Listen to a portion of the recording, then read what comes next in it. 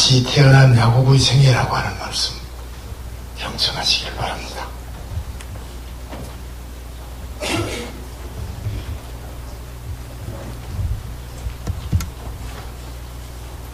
예, 제가 목회를 해봐서 알지만은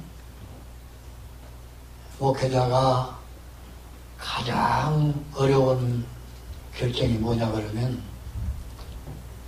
강단을 다른 목사님에게 맡길 때에 누구를 맡길 것이냐 엄청 고민해지고 기도도 많이 해지고 그래서 우리 교단만 해도 목사가 15,000명이 넘는다는데 하고 많은 목사님 중에 부족한 노종을 불러주심에 대해서 너무나 황송하고 감사하고 존경하는 마음을 가지고 왔습니다. 또 제가 전국적으로 집회를 다 농촌, 농어촌, 대도시 다 다녀봤지만은 예배 시간에 참 이 성경 암송하신 교회는 처음 봤어요, 내가. 이야, 정말로 존경할 만하다. 하나님 말씀을 이런 암송하는 거 얼마나 감사한지 몰라요. 저는 이제 보통 예배 같으면 부흥회 다니던 설교 원우 없이 얼마나 할 수 있지만은 특수 사정이기 때문에 제가 준비하느라고 노종이 얼마나 애를 썼는지 몰라요. 스몰천 목사님은 설교 준비를 해놓고 50번 이상을 읽었다는데 저도 한 60번 이상을 읽었어요. 밤이고 낮이고 써가지고. 근데 나이가 먹으니까 잊어버려요, 깜빡. 선풍기가 날아가 버리면 끝납니다. 여러분들 양해하시기 바라고. 이제 여기 성경이 말씀하는 야곱은 이스라엘의 족장 중에 이삭의 아들이요 아브라함의 손자입니다. 그런데 이상하게 야곱은 자기 아버지, 할아버지 신앙과는 전혀 다르게 기복신앙을 신앙 원리로 삼고 자기 마음대로 산 사람이에요. 불행하게도 그 신앙은 기복신앙인데 야곱은 세상에서 인간의 욕망을 다 쟁취한 인물입니다. 장래의 권력욕, 인생의 승부욕, 재산에 대한 탐욕, 처척을 4명씩이나 거느리고 성적 만족을 누리면서 살았습니다. 조금 야한 말 같아서 죄송하지만은 어느 문인이 말했듯이 야곱은 도문이 누리고 싶은 것은 다 얻음으로 수컷에 대한 본능을 유감없이 발휘하며 살았던 사람이에요. 그런데 야곱의 인생관이 뭐냐? 먼저 바로 앞에 가서 야곱이 자기 인생관을 털어놨는데 자기 인생관이 뭐냐 그러면 첫째는 자기 인생은 나그네 인생이었다는 것입니다. 나그네였다는 것이에요. 오늘 성경 8절에서 바로가 야곱에게 묻기를 네 나이가 얼마냐 물었습니다. 그러니까 야곱이 대답하기를 네 나그네 길의 세월이 130년입니다. 나그네 길에 130년입니다. 야곱이 대답을 했습니다. 나그네가 무엇입니까?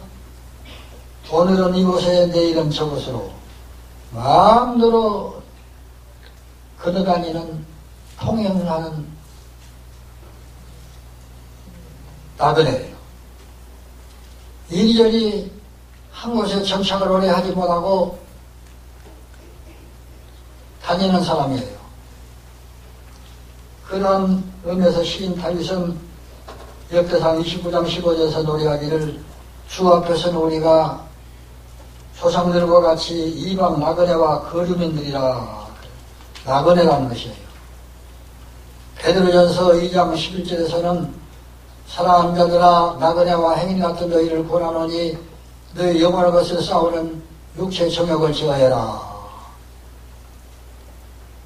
나그네는 시험 들기 쉬운 것이라는 겁니다. 그러므로 히브리 11장 13절 이하에 보면 하나님이 왜 아브라함을 기뻐하셨느냐? 왜 아브라함을 사랑하셨느냐? 사랑하신 이유는 나그네와 행인 같은 생활을 했기 때문입니다. 나그네가 무슨 부동산 투기를 합니까? 무슨 저금을 어느 은행에다 많이 해놓습니까? 나그네는 그냥 지나가는 거예요.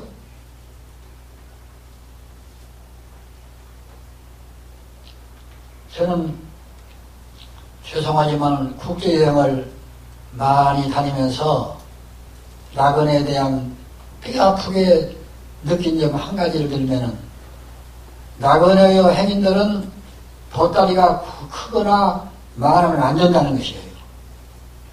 제가 미국의 텍사스에서 두세 교회 부흥회를 마치고 보스턴으로 가려는데 비행기를 디트로이트에서 갈아타요. 밤 새벽 2시에.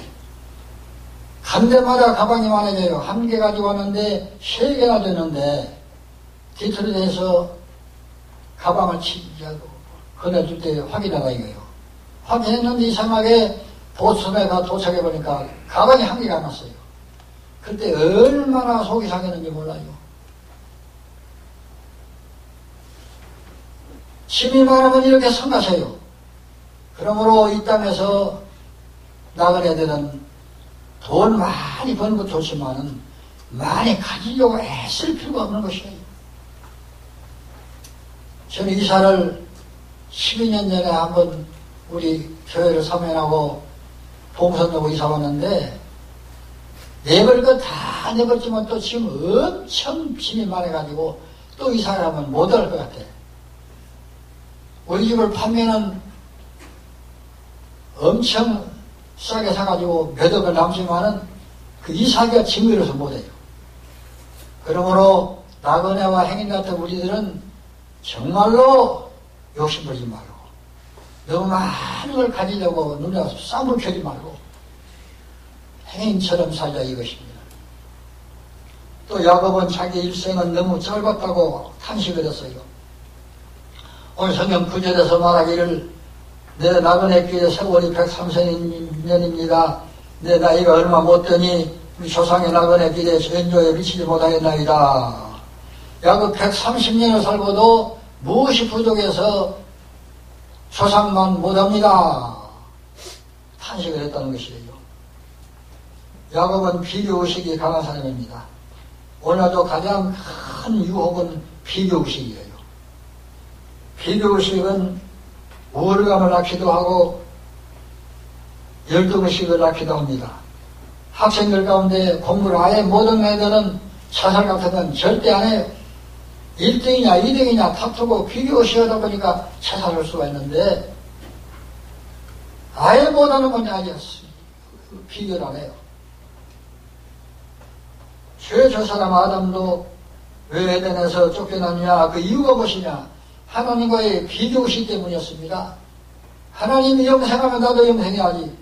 내가 하나님의 형상을 지어받았는데 이러다가 이게 시험되는 거예요. 저 살인자 가인도 마찬가지예요. 왜 자기 동생을 죽였느냐? 아벨과 가인, 내가 드린 제사와 동생이 드린 제사 무엇이 다르기에 왜 그 동생의 제사를 받으시고 내 제사를 물친다 이거예요. 그 비교의식이 문제입니다. 야곱이 자기의 연사가 그냥 짧다는 것이 아닙니다. 자기 조상들의 연사와 비교해보니까 얼마 못된다는 것이에요. 창세기 5장에 보면 야곱의 선조들의 연령이 쭉 기록되어 있는데 아담은 930세, 셋은 912세, 에노스는 815세, 게나는 910세, 말라렐은 895세, 야렛은 962세, 에녹은 365세, 무두셀라는 969세를 살았다는 것이에요. 그러면 야곱은 130세를 살았지만은 무두셀라에 비하면 779세나 어려요. 그래서 자기의 연세는 얼마 못 된다고 탄식을 한 겁니다. 이것이 인간의 본성이요 비교의식입니다. 우리나라의 최장수 목사님은 강지일 목사님이라고 몇 년 전에 가셨는데 103세를 사시고 가셨어요. 또 에마 모라노라고 하는 이태리의 여인은 117세에 세상을 떠났는데 요즘에 최근에 우리의 가장 친한 친척이 한 분이 세상 가셨는데 92세를 사셨어요. 내가 늘 간간히 그런 말 안 생각을 해도 간간히 생각이 나는 것은 난 아직도 92세를 살려면은 7, 8년은 남았구만. 이런 생각하니까 안 되는 것입니다. 날마다 사는 것이 기적이요, 날마다 은혜요, 축복을 알고 살아야 되는데, 누가 비교해가지고 나는 그만치 살겠지. 이거 안 되는 것이요. 그 비교의식은 아주 안 되는 것입니다. 또 야곱은 일생을 험악한 세월을 보냈다고 틀어놨습니다. 아무리 인생살이가 고되고 어려워도 주의 말씀을 따라 정노력거리면 왜 험악합니까? 시편 119편 105절은 말씀하기를 주의 말씀은 내 발의 등이요 내 길의 빛이라고 했는데, 야곱 인간적인 뼈와 거리로만 창문을 걸면서 살았기 때문에 인생길이 험하겠다는 것이에요. 야곱이 남을 속이려니까 험하겠고, 남을 비웃고 이겨보려니까 험하겠고, 남을 제치고 성공하려니까 험하겠고, 많은 것을 선하기 위해 거머쥐려니까 험하겠던 것이에요. 야곱은 어머니 뱃속에서부터서 형 에사와 같이 쌍둥이로 잉태가 되는데, 어머니 뱃속에서부터 싸웠어. 형님과 동시에 싸웠어. 나올 때는 자기 형의 발꿈치를 꽉 붙잡고 나왔는데, 이게 야비한 사람이에요. 형님이 먼저 나가려면 먼저 나가라고 밀어주고, 형님 먼저 나가서 형님도 해주시고 나를 도와주시고 이러면 형도 편고 자기도 좋고 엄마도 편할 것인데, 너도 못 나가고 나도 못 나가고 너도 못 죽고 너도 못 살고 나도 못 살고 오기만 참참 있어가지고 이런 사람이 야곱이에요. 야곱은 출생하자마자 엄마를 독차지해버리고 형은 밖으로 쫓아서 야생 목사를 만들어버렸습니다. 형님은 야생 사냥꾼적으로 맞습니다. 그리고 야곱은 파죽하는 것으로 형님의 장래꼴을 사버렸는데, 형님이 사냥터에서 돌아올 즈음 시간 맞춰가지고 형님 좋아하는 팥죽을 끌고 있었어요. 형이 돌아오자마자 그건 무엇이냐? 팥죽입니다. 아 그래? 그러나 팥죽 좀 나오. 아, 주기는 좋지. 그러지만은 거저는 안 줍니다. 뭘 주려 그러니까 형님의 장자권을 내게 주시오. 그러니까 형님이 할 말하기를 내가 배고파 죽게 하셨는데 장자권이 무슨 소리냐까지 그래버려 하고 팥죽 한 것으로 사버렸어요. 아주 야비하고 깨가 많은 사람이에요. 또 창세기 27장에 보면은 늙은 아버지가 형님에게 야생 사냥에다가 요리해서 별미를 만들어주면은 내가 먹고 시큰 복을 빌어주마. 약속한 것을 어머니와 듣고는 뼈를 듣고는 자기의 기른 염소 중에서 잡고 또 형님으로 둔갑을 해서 위장을 하고 해가지고 별미를 만들어주는데, 아버지 네가 누구냐? 제가 에서가 아닙니까? 이상하다. 가까이 와봐라. 만져보더니 이상하다. 음성은 야곱의 음성인데 손은 에서의 손으로구나. 그리고는 먹고 시큰 복을 빌어줬는데 그 즉시로 아버지 찾아온 네가 있는데 에서가 쫓아왔어요. 네가 누구냐? 내가 큰아들 에서가 아닙니까? 아 그래? 큰일 났구나. 왜요? 네 동생이 위장을 해가지고 왔기에 먹고 시큰 복을 빌어볼다. 그 나머지라도 좀 빌어주십시오. 안 된다. 그래가지고 형님에게 돌아갈 복을 다 가르쳐서 이제 형님에게 누밖에 나가지고 집에 쫓겨나가지고는 험악한 세월이 시작이 되는데, 평생을 야곱은 자기 외삼촌 집에 가서 사는 가운데 20년을 살면서 자기의 외삼촌의 큰딸, 작은딸 몸종들 다 가져버리고 우양도 엄청 가져버리고 멍땅 서려지고는 이제는 갈 길이 없으니까 나가자. 이제는 가자. 더 이상 있을 필요가 없다. 나와서 험악한 세월을 보낸 것을 다 얘기해 주셨는데, 두 번째는 다시 태어난 야곱의 생애입니다. 모든 음악이나 모든 문학의 최후에는 클라이막스가 있기 마련인데, 인생 일생에도 클라이막스가 있기 마련입니다. 인생에게는 기회가 적어도 3번씩은 찾아온다고 합니다. 야곱의 생애에도 실패도 많았지만 고난도 많았습니다. 그래서 야곱은 그의 노년에 찾아온 기회를 기가 막히게 포착을 해가지고 절정에 이르도록 신앙의 정상에 오르는 것이에요. 사랑하는 이 대왕교회 성도 여러분들, 역사 우리를 자랑하지 마시고요. 역사가 싶은 것은 대단히 중요한 일이지만은 역사가 문제 아니고 남은 여생이 더 중요한 것이에요. 이날까지 살아온 모든 생애를 업그레이드 해가지고 철정에 오르는 좋은 시간 되시기 바랍니다. 110년보다도 남은 날이 더 역사가 아름다운 역사가 되도록 분발하시기 바랍니다. 야곱의 자기의 인생을 잔머리로만 굴리면서 살아왔는데 아버지를 속이고 형님도 속이고 외삼촌 속이면서 살아왔는데 아프게 했는데 노년기에는 신앙의 절정에 올랐다는 것입니다. 세 가지만 말씀드리면 하나님은 1대1로 만나버렸습니다. 하나님 만나되 대중적으로 군중적으로 만난 것이 아니고 1대1로 만났어요. 제가 예수를 믿기 시작할 때 군대 생활할 때 믿기 시작했는데 여수에 사는 박금천이라는 청년이 한 번만 따라가달라고 어떻게 원하기에 못 들어가는데 가면 한다 이거야. 난 내일 의사사진에 가는데 너는 남아있더라도 내가 마지막 친구 부탁이니 가보자고 그래서 따라갔지 않습니까? 가더니 목사님이 하나님 아버지, 장로님 기도하실 때도 하나님 아버지, 할아버지도 아버지, 아버지도 아버지, 손자도 아버지, 모두 아버지라는 거예요. 도무지 이해가 가잖아요. 전 대대손손이 봉건주의 사상에 젖어있는 가정에 태어나가지고 사는 사람은 이해가 갈 수가 없어요. 그 내가 그 친구에게 벌써요. 야, 너 예수쟁이들은 학렬도 없고 촌수도 없냐? 그 기독교는 상놈의 종교구나. 뭐 상놈이야. 고함을 치고 야단이에요. 따져서 내나. 무슨 놈의 학렬이 없어가지고 하나님 아버지만 너는 할아버지라고 하든지 헐리지 무슨 소리 하냐. 그랬더니 자기도 애 탔던가 목사님이 물어가지고 변명을 하는데 무슨 말 했지 합니까? 왜 하나님을 아버지 하냐? 할아버지도 아버지, 아버지도 아버지, 손자도 아버지, 왜 그런지 아냐? 1대1의 관계다 이겁니다.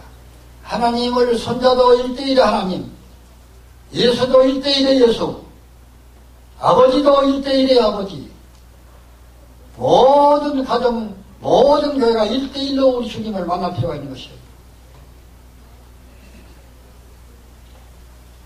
창세기 32장 24절에 야복강 나루에서 홀로 남았더니 그랬는데 야곱이 하나님을 1대1의 관계로 만나기 위해서는 홀로 남아야 했습니다.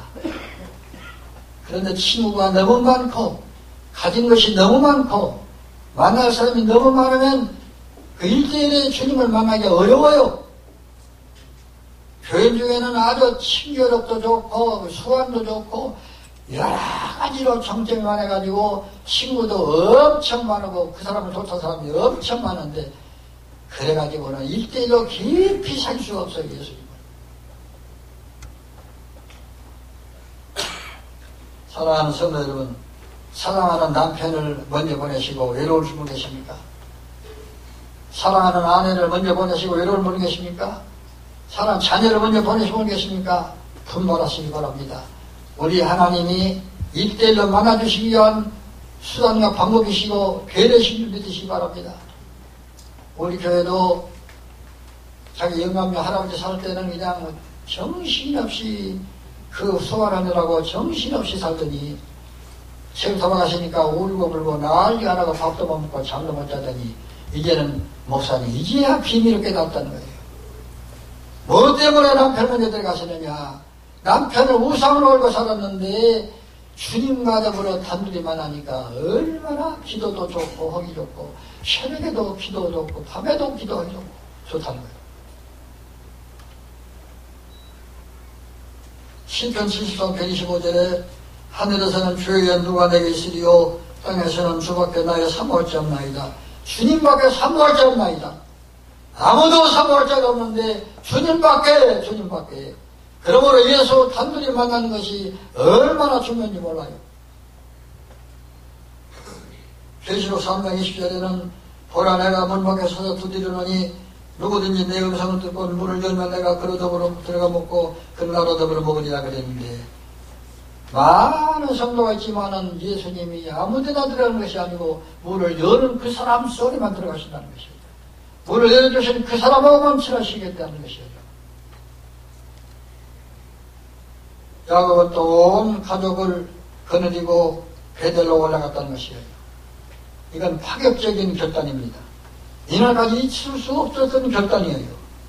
창세기 35장 3절 이하에 보면 야곱의 예쁘고 아직 어린 딸 디나가 세상 세겜 땅에 추정에게 강간을 당하여 온 가정이 풍기박산이 되었습니다.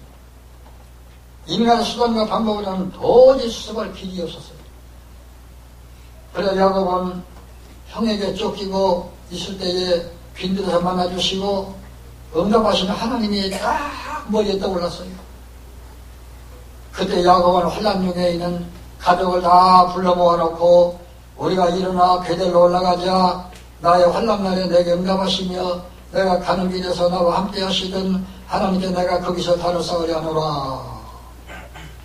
성는 자기 힘으로 풀 수 없는 어려운 문제를 생길 때에 교회로 사지면 올라오신 것이 비결의 방법입니다. 종교개혁자요 장로교의 창시자인 요한 칼빈이 말하기를 하나님이 아버지가 된 사람에게는 교회는 그의 어머니가 된 것이다. 그러므로 모든 성도는 하나님 죽을 때까지 교회 품속에 있어야 된다. 교회 품 안에 있어야 되는 것이지 교회가 마음에 안 든다고 이리 가고 저리 가도 안 되는 것이고 주님의 몸된 교회가 하나님 품이에요. 어머니 품이에요. 어려운 일 당할 때 교회를 딱 생각하시고 맨 먼저 교회에 나오시는 것이 중요한 것입니다. 저도 젊어서 이후로 예수 믿고 항상 좋은 건 아니고 믿음이 떨어지면 십자가도 보기 싫고 교회도 보기 싫고 교회 간 사람도 보기 싫고 목사도 보기 싫고 다 보기 싫더니 어려운 일 당할 때에 모든 무거운 짐을 짊어지고 예배당에 올라와서 딱 엎드렸으면요 아무 기도할 말이 없어도요 좋아요. 아버지 해도 좋고 주여 해도 좋고 엎드렸으면 그때 얼마나 천국 같은 마음이 된지 몰라요. 천국 같은 마음. 그래서 시편 84편 10절은 말씀하기를 주의 공적에서 한날이 다른 곳에서 첫날보다 나은즉 악인의 장막에 그함보다 내 안에 움직이고 있는 걸 줬사오니. 저는 이 목사 되기 전에 제 본업이 뭐냐 그러면 전문의들을 모를 거예요. 프린트사의 필생입니다. 가르만큼 필생이에요. 전문적이에요. 광주에서 제일 큰 프린트사의 필생이에요. 그런데 필생인데 에어컨도 없고 그러니까 그때는 여름에 한더위에 12시 반부터서 2시 반, 3시까지는 온지가 녹아버리니까 그냥 글 쓸 수가 없어요. 그때는 어디로 가느냐? 극장, 광교극장, 계리극장, 동화극장, 무슨 극장, 신극장, 전극장 쫓아다니면서 날마다 영화관에 가서 판을 사는데 예수를 믿고 난 다음에는요 군대서부터서 매일 맞아 죽어도 교회 가기 위해서 목숨 걸고 가요. 교회가 앉았으면 얼마나 기쁘고 즐거운지. 내가 목사 되고 싶어서 하는 것이 아니고 모든 성도가 하도 교회가 바꿔 사니까 나를 안경 쓰니까 목사님 그랬어요. 나를 친구들이 목사라고 안경 쓰는 목사라고. 그래서 내가 진짜 목사 되려는가 봐 해서 목사님이 떠나시면서 입학을 시키러 가실 때에 신학을 공부해가지고 목사가 되는데 목사 된 다음에도 모든 어느 집에 어느 가정 어느 경사지 어느 모든 유명한 관광지 하지만은 예배당에 엎드려 앉았을 때가 가장 행복하고 좋습니다. 야곱이와 같이 베델로 올라가자. 베델로 올라가서 내가 거기서 단을 쌓으려 하노라. 온 가정을 데리고 교회로 올라갔다는 것입니다. 그리고 야곱은 기도로 그의 생애를 마쳤습니다. 야곱의 생애에 있어서 가장 절정에 이른 것은 기도하면서 죽었다는 것이에요. 히브리 11장 21절에 말씀하기를 믿음으로 야곱은 죽을 때 요셉의 가가들에게 축복하고 그 지팡이 머리에 의지하고 경배하였으며 죽을 때 모든 기력이 다 쇠하지 않습니까? 그래서 일어설 기운도 없고 앉았을 기운도 없고 엎드릴 기운도 없으니까는 지팡이 머리에 의지하고 발발발발 떨리면서 야곱이 그렇게 피곤한 몸을 힘이 없지만은 지팡이 머리에 의지하고 하나님께 간절히 기도하다 갔다는 것이에요. 이것이 야곱이 거듭난 생활이요 최고의 엎드리는 시간이요 절정이 된 시간이에요.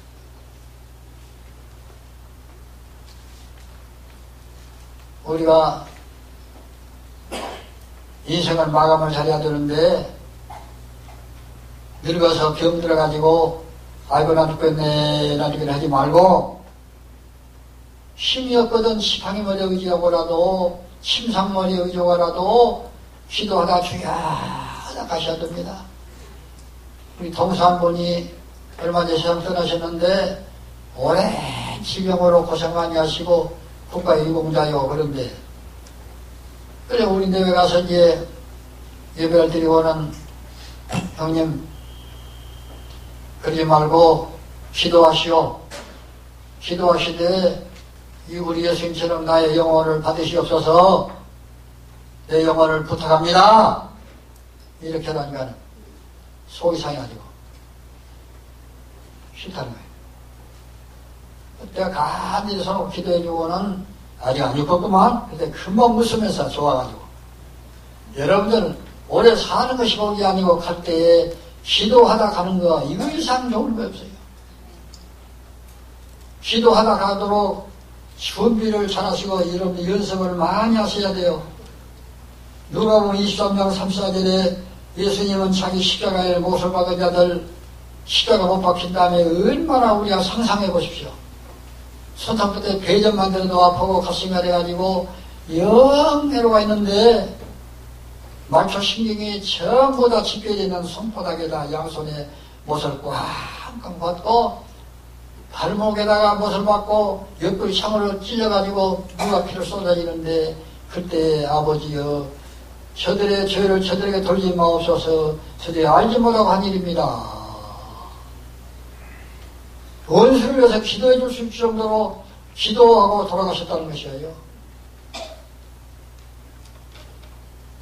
목회 가운데 가장 행복한 시간이 언제입니까? 성도가 돌아가신다고 할 때에 운명이 진짜에 오락에서 가면은 어떤 분은 그럽니다. 야, 저 앞에서 불빛이 환히 보이는데 십자가를 지신 예수님이 걸어오신다. 나를 오라고 저기서 손짓하신다. 천국 가는 모습 보는 때 얼마나 목사로 자부심을 가지고 긍의를 가지고 얼마나 행복한지 몰라요. 모든 성도들이 가실 때에는 이렇게 기도하고 가시고 우리 예수님은 나를 내 영혼을 아버지 손에 부탁합니다. 내 영혼을 받으소서 이렇게 가신 것처럼 우리가 마지막 날에 내 영혼을 받으소서 이렇게 가시도록 준비하셔야 됩니다. 야곱이 자녀 손녀를 위하여 했던 더 중요한 일은 뭐냐? 자기가 믿는 유일신 하나님을 전해주는 겁니다. 자녀 손녀에게 모든 재산을 상속해 준 것보다도 모든 가진 보화를 상속해 준 것보다도 어떤 지위를 주는 것보다도 어떤 직장을 주는 것보다도 가장 중요한 것은 하나님을 전수해 주는 겁니다. 내 아버지와 아버지와 할머니가 믿든지 안 믿든지 내가 믿었던 뒤로는 내 아버지에게도 내가 돌아가실 때 와서면서 아버지 천국 가셔야 됩니다. 하나님하고 부르십시오. 하고 가신 다음에 거기에 끄덕끄덕 하고 가신 뒤로 얼마나 마음 편안하고 기쁨이 있는지 몰라요. 그러므로 여러분이 자녀손들에게 신앙을 전수해 주시고 예수님을 상속해 주시고 십자가를 상속해 주시고 우리 하나님 아버지 상속해 주시기 바랍니다. 그보다 더 중요한 것이 뭐냐? 우리 모든 성도들이 110년의 역사를 가진 이 귀한 교회를 후손들에게 물려줄 때 우리 선조들이 어떻게 노력해서 이 교회를 세웠으며 어떻게 받들었으며 어떻게 지었으며 어떻게 숭송했으며 어떻게 순종했는가를 잘 쓰신 책을 물린다는 거 얼마나 귀한 일인지 몰라요. 자손 만대까지 주님 오실 때까지는 이 역사가 지속할 것인데, 그러므로 엄청난, 우리 김효선 목음을 얘기했습니다마는 내 자서전 쓰는 사람도 많고 써주겠다는 사람도 많지만 내가 안 하는 이유는 뭐냐? 벌벌 떨어진 마음이 혹이라도 너무나 내가 자금해가지고 자랑거리를 내놓는다든지 하면은 우리 하나님 영광 가지고 있기 때문에 무서워서 못해요. 그러므로 대강교회는 110년 동안을 지켜온 선배들의 모든 신앙을 후배들에게 잘 전수한다는 거 얼마나 귀한지 모릅니다. 이 책을 낸다는 게 얼마나 자랑스러운지 몰라요. 얼마나 복이 있는 교회인지 몰라요. 이 역사를 길이 가지고 계시도록 여러분들이 교육을 잘 시키시기를 바랍니다. 기도하십시다. 만주의 주가 되시고 만복의 근원 되신 아버지 하나님, 피로 사신 불교 대광교회를 사랑하심을 감사합니다. 조경무 목사님 보내셔서 이렇게 부흥시켜 주시고 역사를 책을 만들게 해주신 우리 아버지 감사합니다. 이 역사를 길이 보존하게 하시고 우리 주님의 거룩하신 보혈의 능력과 구원의 은총을 자손 만대에 물려줄 수 있도록 은혜를 베풀어 주신 것을 감사합니다. 자비하신 아버지 대원교회가 날로 부흥되게 하시고 더 부흥되게 하시고 더 모든 전국의 세계적인 모범자 교회가 되도록 축복해 주시옵소서. 목사님과 장로님과 우리 모든 전사님들과 권사님들에게 축복해 주시고 집사님들에게 축복해 주시고 성도들과 자녀들에게 복 주시기를 간절히 바라옵고 예수님 이름으로 기도합니다. 아멘. 이제는 우리를 구원하여 주신 예수님의 은혜와 하나님 아버지의 무한하신 사랑과 성령의 감동하시고 충만하시고 교통하심이 110년의 역사를 지켜주시는 하나님 앞에 남은 역사도 바치기를 하지만은 모든 성도들과 우리 목사님과 사랑하는 당회원들과 여러 모든 분들 머리 위에 영원토록 함께 있을지어다. 아멘.